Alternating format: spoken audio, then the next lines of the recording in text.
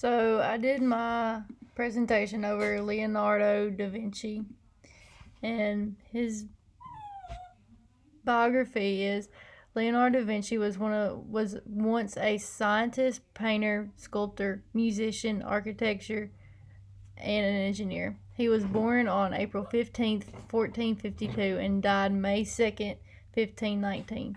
His fame came from his technical skill and his constant investigations of natural and human phenomenon. Stop. His education was he had no education, but except for the basic reading, writing, and math. He had outstanding artistic talent at the age of 15, and his father contacted a well-known sculptor and painter, Andrea del Verrocchio,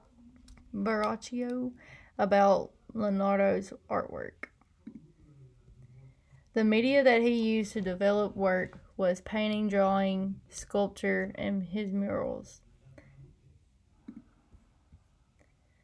One of my favorite artworks from him is the Mona Lisa. The Mona Lisa was a portrait made for the Lady Madonna Lisa when she was about 25 years old. The reason behind this is unclear. The method of modeling is called which means light and dark. The art periods of Leonardo was High Renaissance, Early Renaissance, Italian Renaissance, and Florentine painting. He also did quotes, and one of his famous quotes that I liked was, "Tears come from the heart and not the brain." And I just said this means that we cry from our heart because our heart was broken at that time, and not from the brain because the brain makes us think that our heart is broken, which might not be true. We just think that it is. And I put a map of where he was born, which was nowadays Italy, and where he died, which is nowadays France.